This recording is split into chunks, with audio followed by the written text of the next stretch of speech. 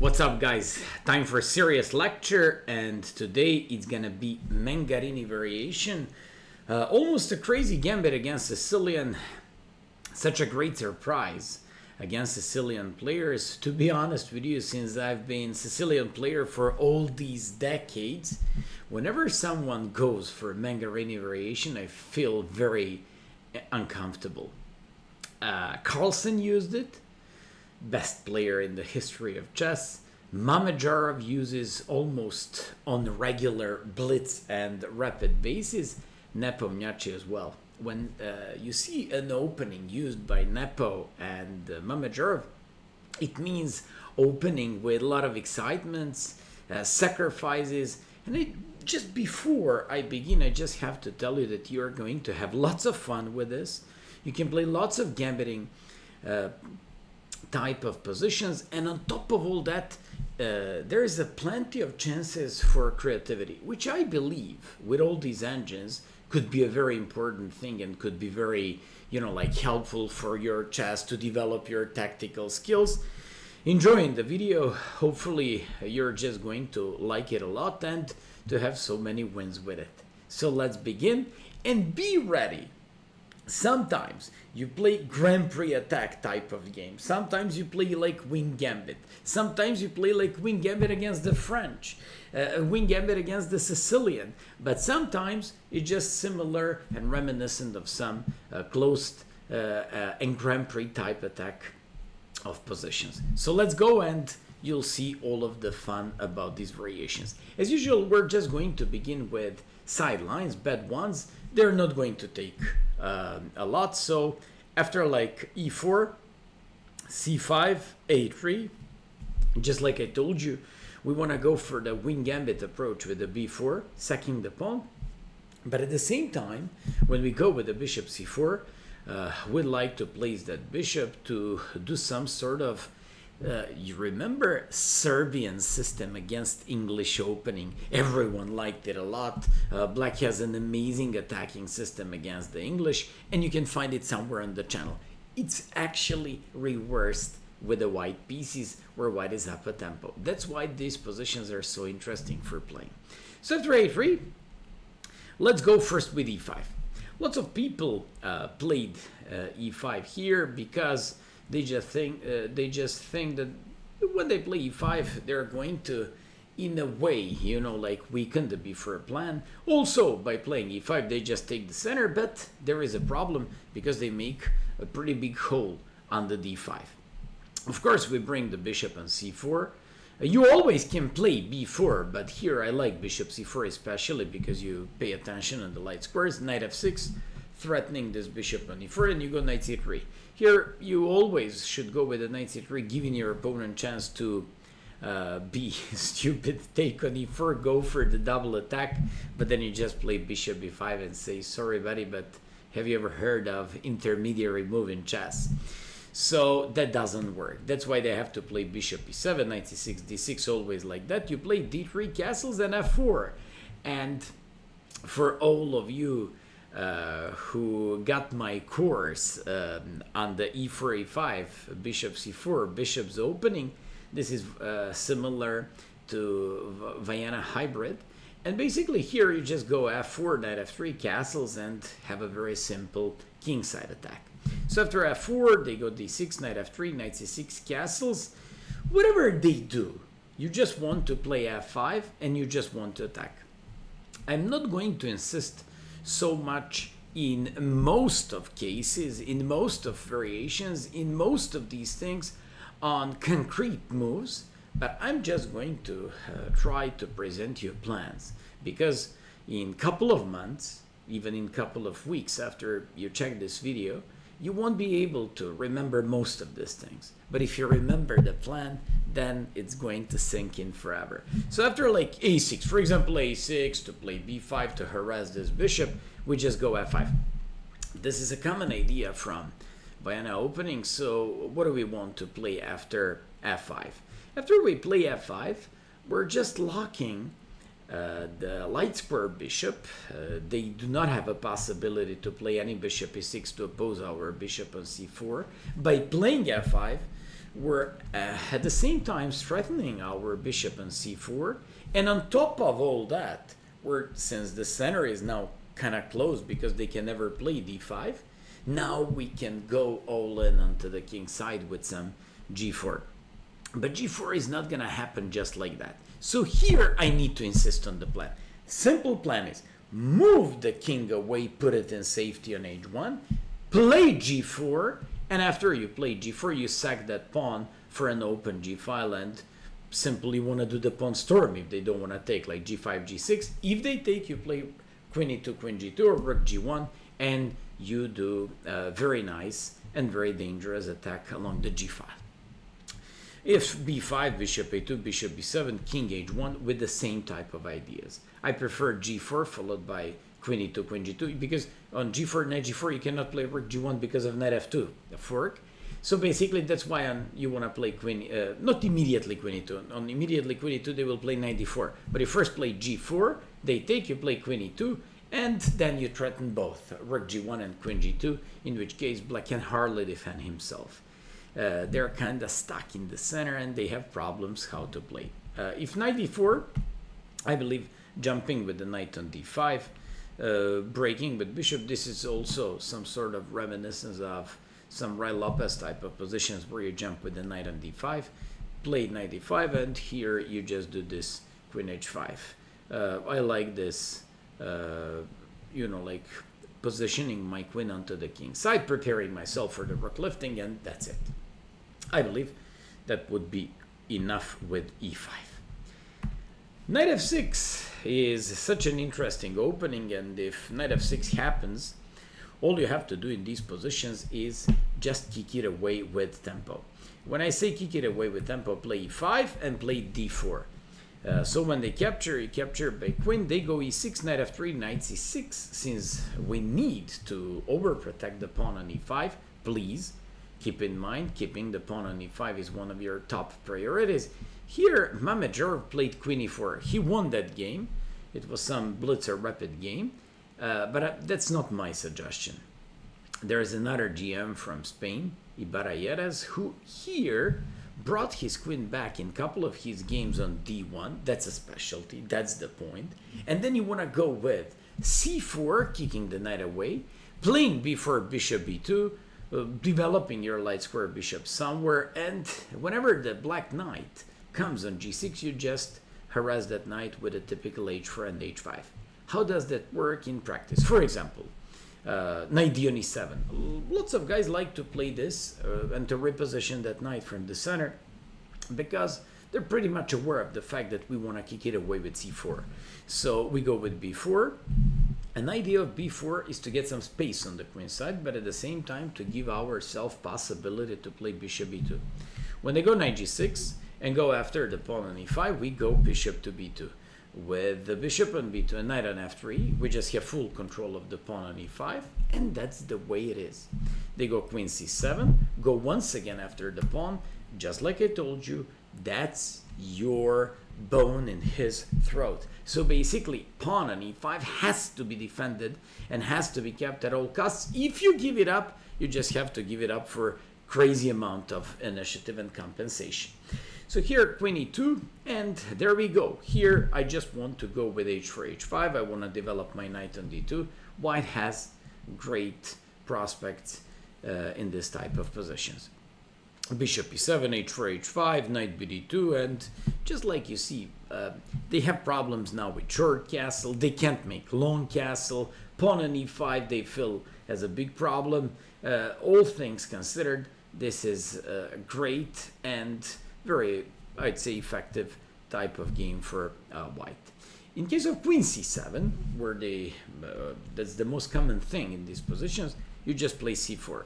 And when they go knight d on e7, you play knight c3, threatening knight b5. Here, I found 3 games online, even in Russian league, between Paravian and Rachmanov. These are 2,2600 guys. The guy played knight b5, actually threatened knight b5, so instead of a6, Rachmanov decided to capture. Rachmanov, famous for his very dubious opening choices, but extremely talented, good, solid, and that's why He lots of times catch off guard his opponents with these side openings. Anyways, Rachmanov captured the pawn. Paravian played knight b5, threatened that queen and knight d6. Looks like it's lost, but it's not. You don't have to worry. I mean, they take on f3 and play queen e5. Although, look at this position after bishop e2. I really believe that at the moment, by the way, he threatens to play bishop f4 and to win on the spot. Knight g6 is the only move. And here, Paravian played in Russia 2015 queen g3. What's the point of queen g3? He's trading off queens and weakens the c7 square. Now we just threatened the knight c7, and that's the problem after king d8, bishop e3. You know what? In situation where you have like fantastic control of the dark squares, and clearly they have problems with it, where you threaten the pawn on a7, when the king on d8 just looks weak, when you have like open h5, when you have a possibility to play long castle afterwards, I absolutely have no doubts that white is a lot better here. I wouldn't even go with a compensation. Maybe engines can defend this type of games. Even Rachmanov defended it and drew the game. But once again, I'd always go, and very gladly and be happy to go this with white pieces. In case of knight c3, a6, you go knight e4, once again threatening knight d6. They can go anywhere but this, knight d6, h4, typical way. This is a strategic approach against the knight on g6. You always should go with h4 and h5. When the knight is on the rim of the board on g6, harass it with h4, h5. For example, when the knight is on b6, always do with the a4 and a5. Just giving you some examples.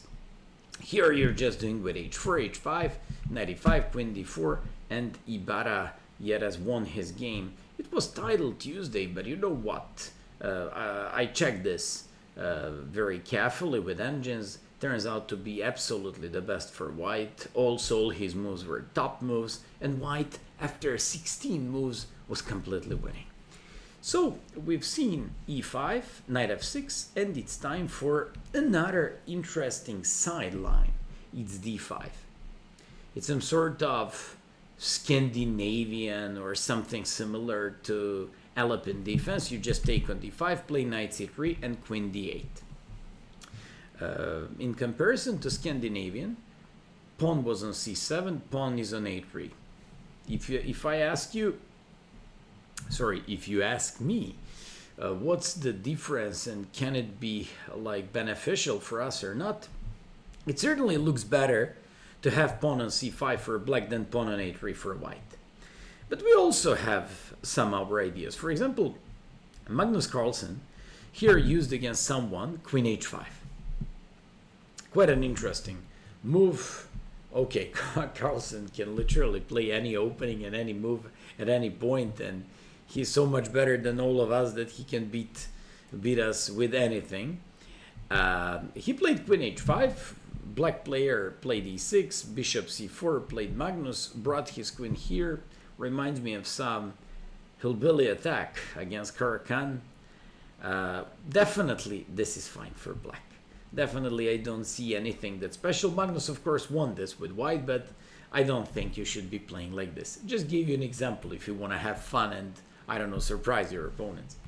If bishop d3, that makes sense with the pawn on a3. I know it looks weird, and just like I previously said, it's kind of violating the basic principles in chess, because can you imagine, I'm a professional chess coach, I'm showing you to play a3, to develop your bishop in front of the pawn, and to stack and to kind of lock your dark square bishop like this. And now you would say, what the hell is happening with this guy? Is he really chess coach? Well, basically here, you have some sort of like attacking plan on the king side.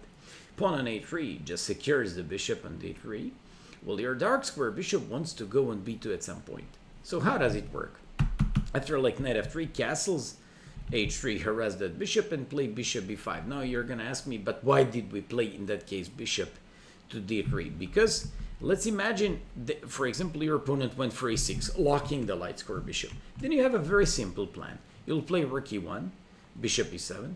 You might be going with b3, castles, bishop e2, and now this reminds me of some Butcher the Sicilian things where the knight goes on e4, and then you want to do some very nasty things on the king side, pointing out with your bishops on the king side.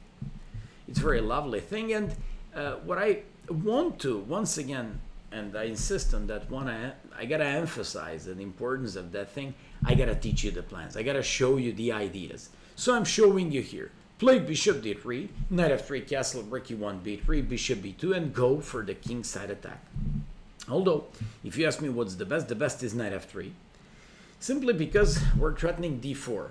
If they allow us to play d4, we're gonna capture by queen and go into a favorable type of queenless middle game. That's why they have to play knight c6. Literally, it's the only move. Otherwise, if knight f6, for example, you just play d4, take by queen, threatening knight b5, and here you play h3. With h3, you want to secure the dark square bishop with a3. You want to play some even g4, not only to prevent knight g4, but also, of course, you want to go with the long castle. And this is quite an interesting idea, kicking that knight away with some g4 and g5 afterwards. If knight c6, what can I give you here? For example, interesting thing in this position could be b4, breaking on the queen side with b4. So when they go with some c takes, knight b4, there is a move like knight e5. I like original creative approach by white here. It's very nice to have knight on d5. It controls the game. Of course, at the moment even threatens to win on the spot with the bishop e5. You can play a6, don't forget about that, because you still have bishop e5, because rook is hanging. They can't go with anything else but knight f6. Then you go with rook a4, kicking that knight away. e6, defending it by the bishop. But the thing is, you go with the bishop b5, bishop d7, you win the bishop pair and play queen f3. I'm absolutely fond of this position with white. My rook on a4 looks weird, but I like it. I like those kinds of rook lifting ideas always. We have the bishop pair. We have better... We certainly have some sort of development advantage. Of course, some assessment could be white has a great compensation, but black really has some problems here. Of course, you can consider taking on c2, but when I play king d1, your knight is gonna get trapped. So that would be like just a happiness, temporary happiness for black with knight c2, because then they have problems with the knight on c2. So just like I told you, I really enjoyed this for white, and I believe you have a great compensation. And if you ask me, that b4 idea could be absolutely in the spirit of this Mengarini variation. I like it a lot, and I really think this could be really nice and successful for white. Of course that you can play bishop d3, what I previously showed you, and that move goes along well and the best with e6 type of games, because you always go with rook e1, bishop e7. Here you can play b3, bishop b2, knight e4, the plan that I showed you previously, similar to Butcher the Sicilian. But you also can go with knight e4, castles, knight f6, bishop e4, d3, h4, and even g4, for example. Reminds me of some pen of attack type of positions where you just throw the pawn storm onto the king side by pushing these pawns. Just like you see, all these possibilities are fine. And finally, you can play bishop b5, bishop d7, castles, knight f6, and to play like this.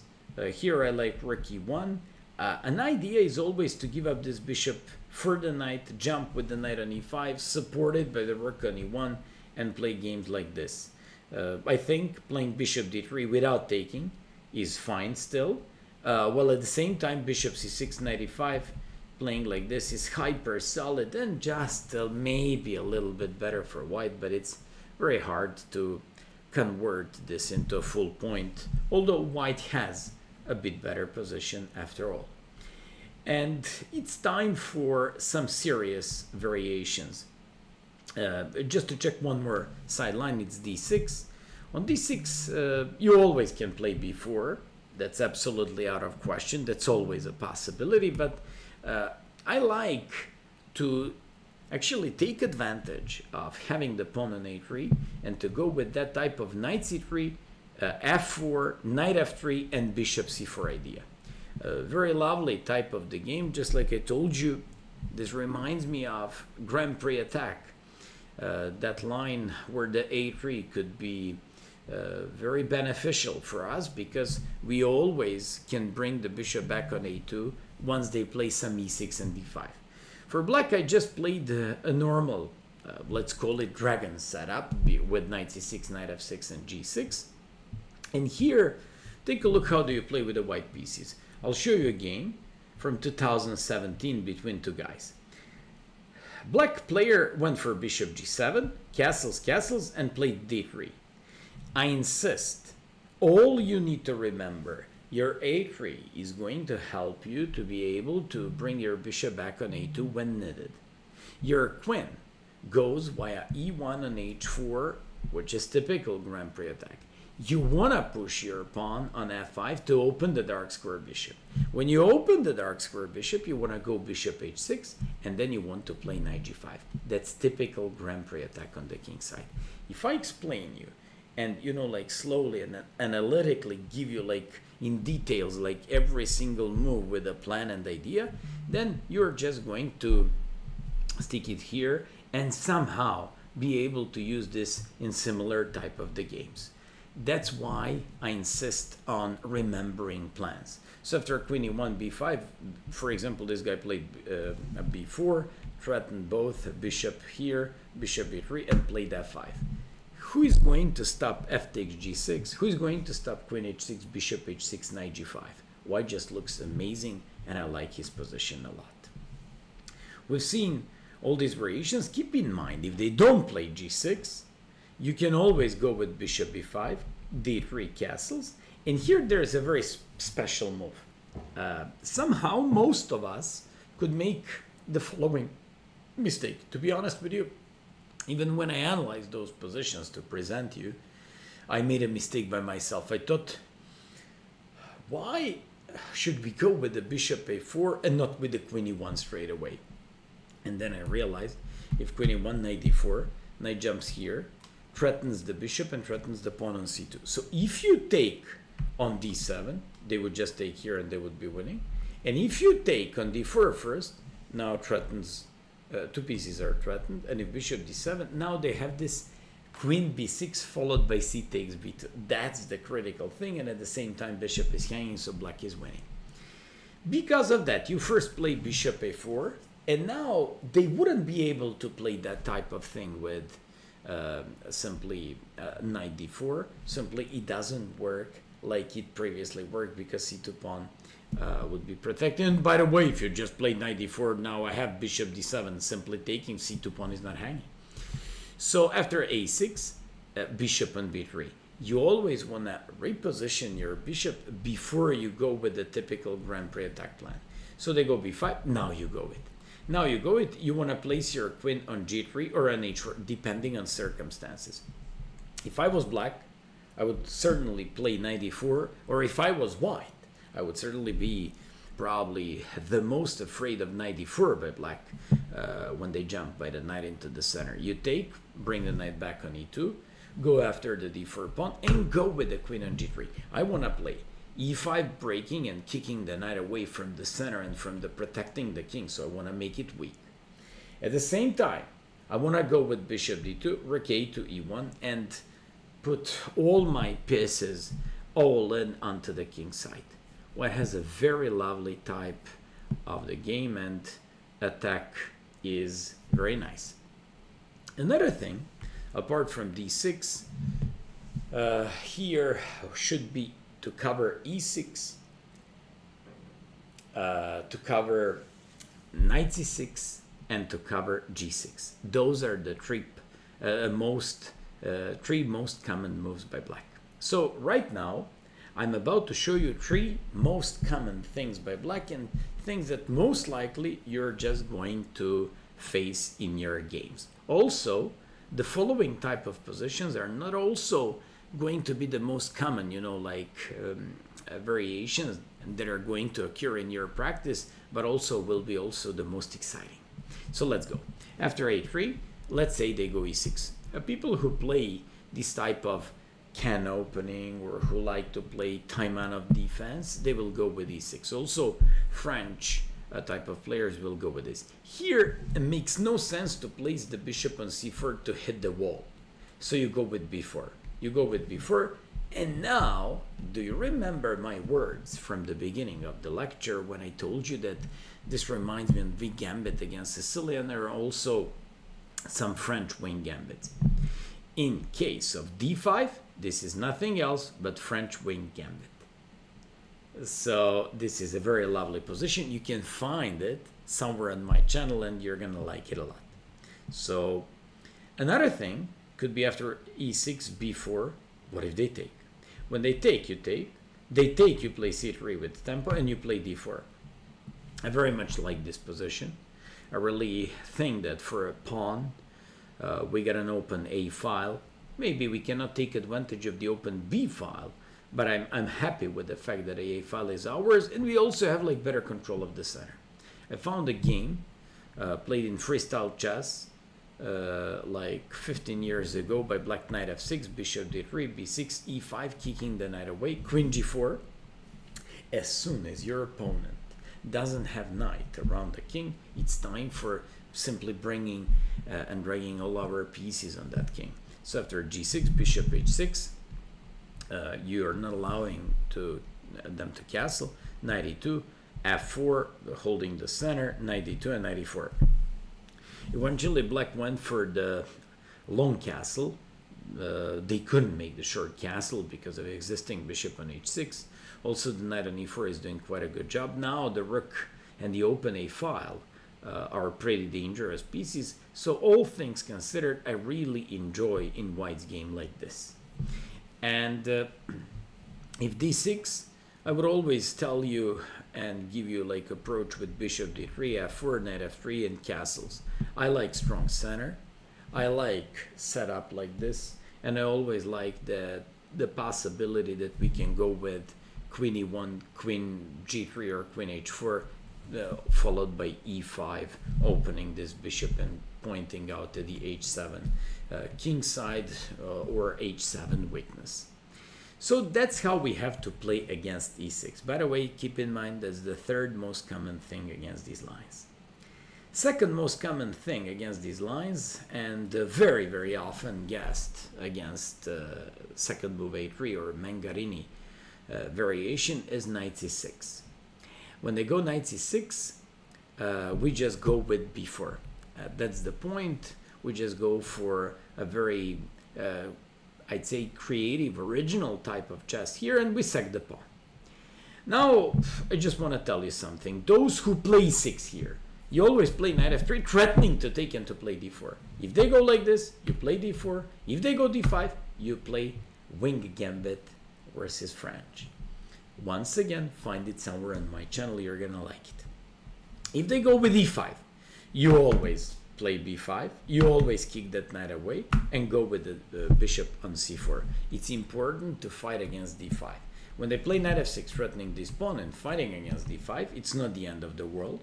So if they go bishop e7, knight f3 threatens the pawn, by the way, and development. a4, castles, bishop a3, knight a3. I believe that white just has a very, very nice control of the game, and somehow I feel black pieces kind of got stuck there. Another thing is, in case of d5, you just capture, play knight f3 threatening this pawn, and when they play f6, queen b3 threatening this knight. So when they go knight f4, castles, rook e1, and threatening bishop f4 or something else, or d4, whatever. I mean, they just have lots of troubles. Queen c7, d4, you're just opening up everything, and I'm going to show you this game. Take a look at this game. The guy captured, white captured.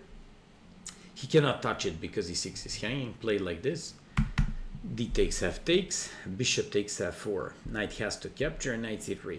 I like this one, capturing by bishop on f4 in order to open up the back rank. Now he joins with the knight and he wants to play rook a to d1. Of course, keep in mind that the king on d8 was very weak. Bishop g4 plays knight e4, threatens to take on d6 followed by rook to d1. At the same time, queen on f3 is going to take in case of any bishop f3. That's exactly what happened. Played bishop to a3 to go after this bishop, so not to have hanging knight, sorry, hanging bishop. And after rook to d1, king e8, queen a3. Now this guy couldn't take because of check, so played rook f8, b6, and black just resigned the game. Very lovely game, and I really enjoy how white killed black, and 22 moves, typical, you know, like with lots of original ideas and creative attacking ideas by white, but black couldn't do anything. That's why simply when you play b4, they don't have time for a6 or e5. They gotta take and they gotta accept and they gotta, you know, like simply catch the bite. The thing is, I want to show you a game of Miodrag. Miodrag, original player, crazy strong tactically, and he always enjoys in these original and type of games where every single piece is hanging. So here, if e5, e5 controlling the center, stopping some d4, played b5, c3, and played knight f3, played d4, and after bishop to e3, Buksa, a strong player from Ukraine, she played knight f6, and Miodrag missed a very lovely tactics here, b6. b6 to kick the queen away. Any queen b6, d takes e5. If queen b8, just d takes e5 and winning on a7. So he would be winning in 10 moves, believe it or not. So after knight b4, which I expect almost in every single game, here you play d4. You want to go with c3 next. Then you got to go with d5. d6 is also possible. Here I'd suggest you like Grand Prix attack type of the game. You can go with d5 and play like this. You can absolutely go for that, and white is absolutely fine and has a great compensation. But I believe bishop d3. I believe f4 castles, knight f3, followed by queen e1 with the idea of f5, queen h4, and bishop h6, knight g5 is the typical Grand Prix attack and just works easier for white.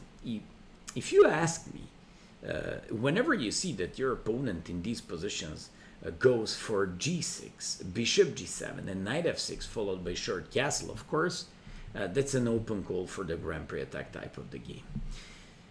And that's why most of these guys go with d5.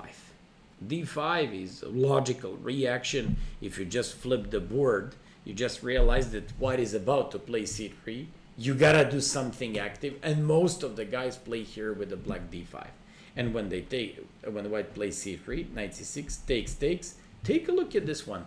It doesn't look that bad at first glance for black. But believe it or not, the following position is going to be one of the most critical and one of the funniest type of the games and variations for white. So you go with knight a3. Quite original type of knight jump. You go all the way to b5 and you want to go for the fork. They have a couple of ideas. If they go for mistake e6, you play knight b5 threatening fork.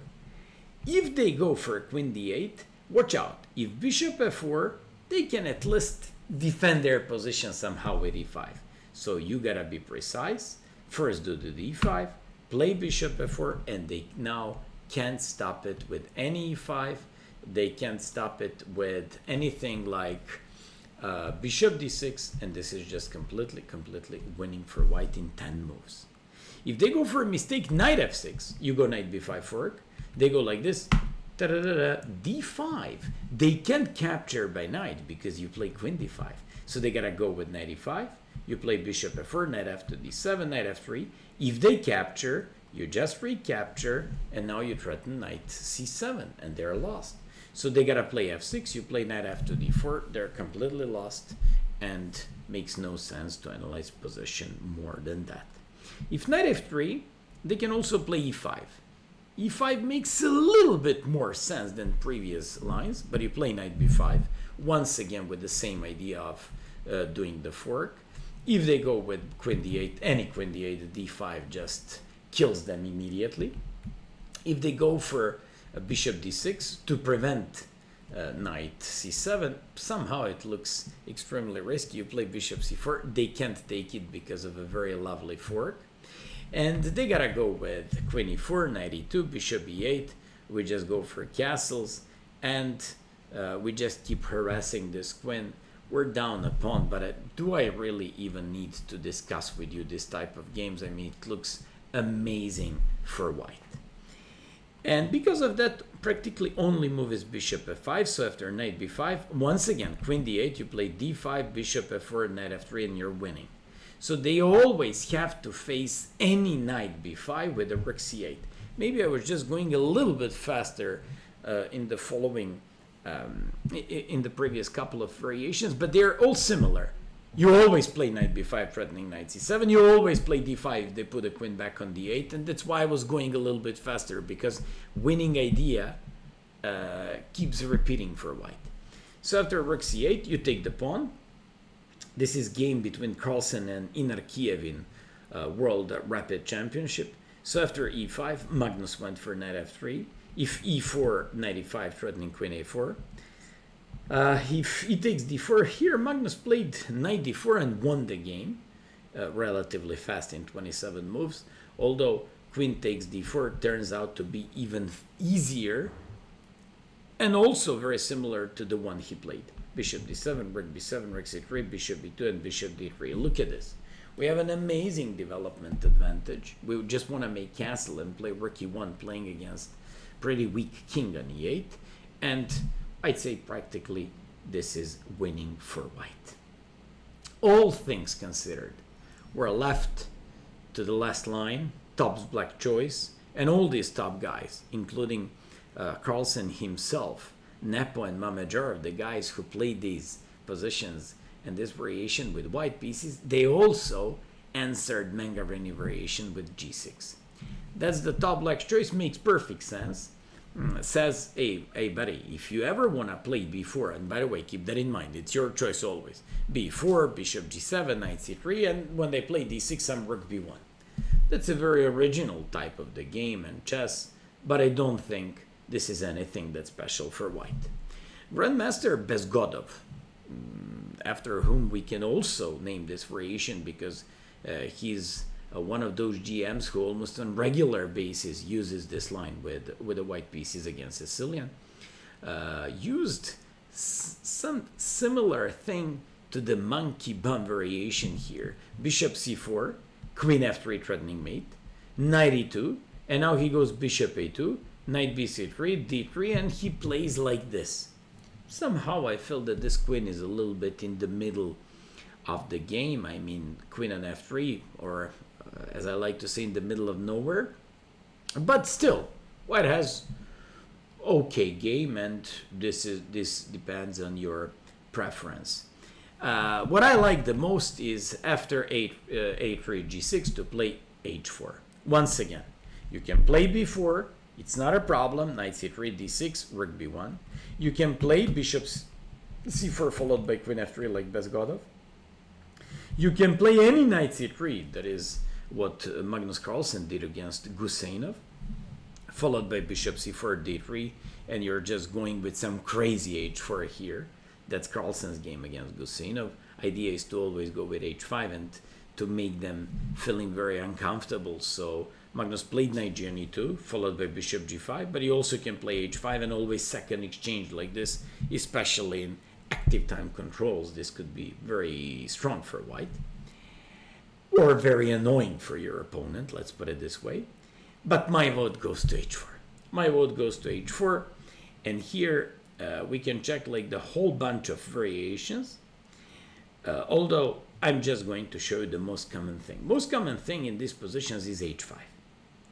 What happens if they go bishop g7? You just push your pawn to h5. That's why you came with your pawn on h4. And you keep it there now. Now just keep your pawn on h5 so they cannot easily play knight f6. And once they do knight f6, kill them with h6. So d6, bishop c4, a6, d3, knight e7. Aha, you move the knight. Nothing. You can now sit and wait because still they have problems. They have problems because they can make short castle. We're just going to take on g6 and open h5. Also, now makes no sense to play h6 because they will play bishop f6. So because of that, when do you play h6? When the knight comes on f6. Then when you play h6, they gotta go and put a bishop back on f8. So after knight f3, d5, bring the bishop back. You're solid here, absolutely tiny bit better, but your advantage is obvious. If they go h6, lots of people like this flexible way of solving the h4. Always push h5, play knight c3, bishop c4, play d3, and break this g5 with f4.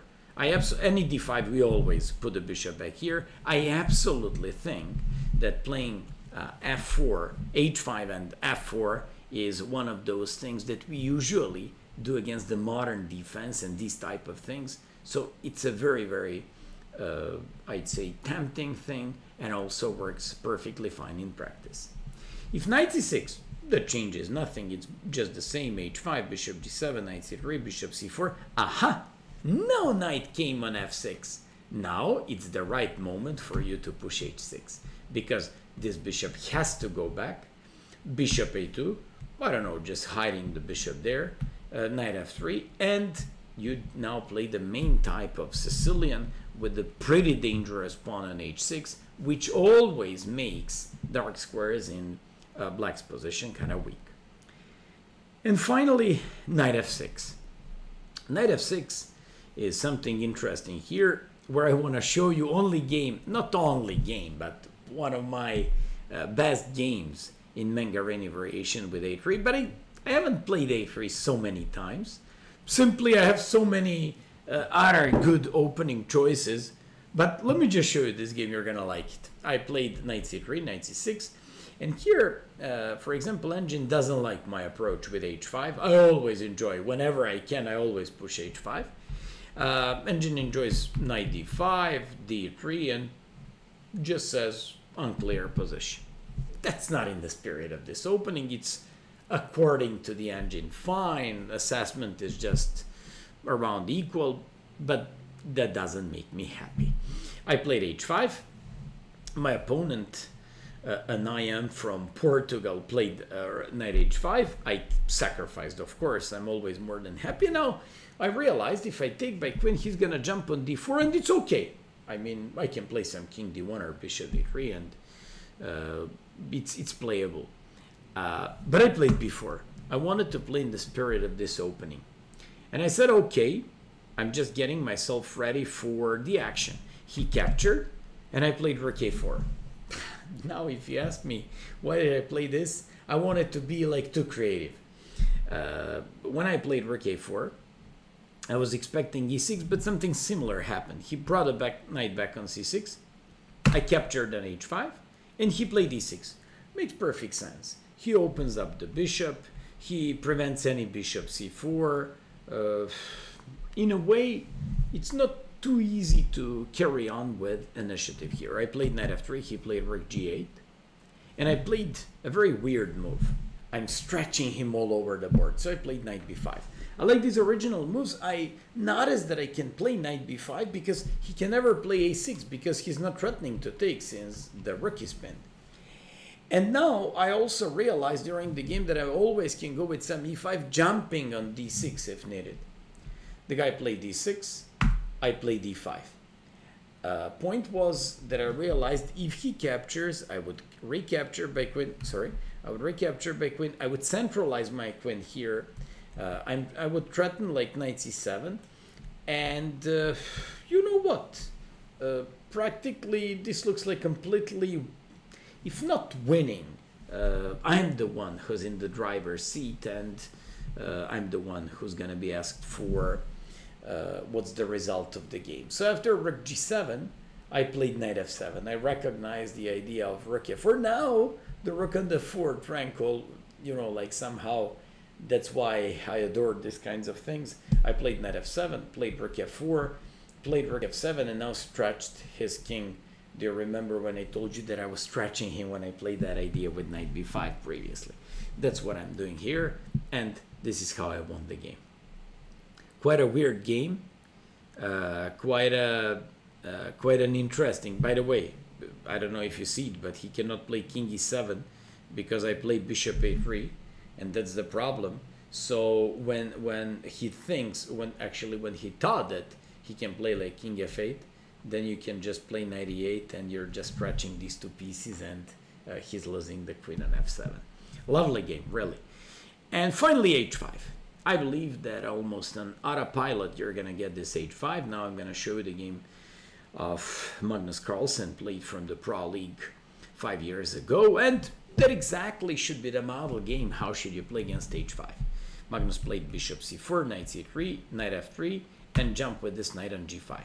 I always tell you to play bishop c4 and knight c3 against any g6 positions. Unfortunately for us, we cannot use any more Grand Prix attack, but fortunately for us, we can use the following plan. When the pawn is on h5, then g5 square is screaming to be jumped on. So we go knight f3, knight g5, e6, d3, knight g e7, and we bring the bishop back on a2. Gavain Jones played against Francesco Sonis on chess.com in 2020. Sonis went for castles, Gavain played g4, and instantly went for h5. That's why I told you, reminds me on Serbian system against English opening. Find it somewhere on the channel. It's one of the most favorite systems and videos of all the viewers against English opening, because I know how much you all hate to play against the English opening, and that's the way to attack them. There you use it by h5, g5, and h4. Here you do the same with h4, g4, and h5. Magnus Carlsen's opponent, Holm, from Norway, played knight d4. Magnus played knight e2, not only bringing the knight back and to challenge this knight on d4, but also to be able to play c3. If he captures, he won't do anything else but do the typical g4 and h5. Black played knight e6, Magnus played knight f4. Now he's doing some sort of pressure against the e6 pawn. This guy played knight a5, Magnus kicked it away and played f3. I like f3, hyper solid move. Black cannot kick any of these knights, neither one on g5 nor this one on f4. Played queen b6 and Magnus played queen e2, I guess to overprotect this one and to go with the bishop on e3.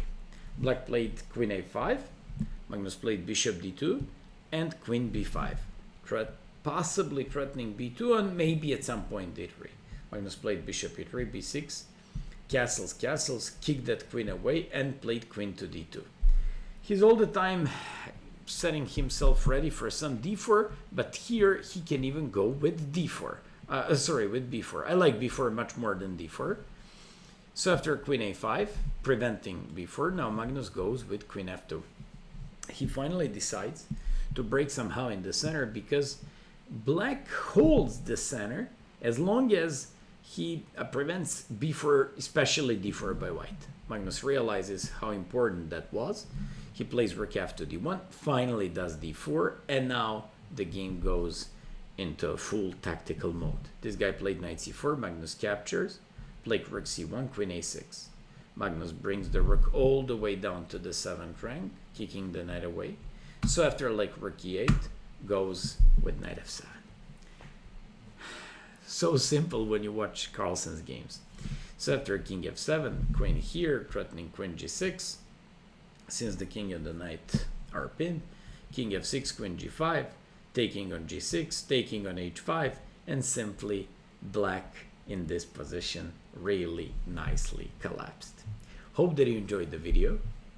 You could have seen Carlsen use this opening so many times, Mamedyarov and Nepo as well. There are so many other pretty strong 2600 plus GMs who use this almost on regular basis, even in some tournament games, not to mention active games like such as rapid chess, blitz chess, or bullet chess.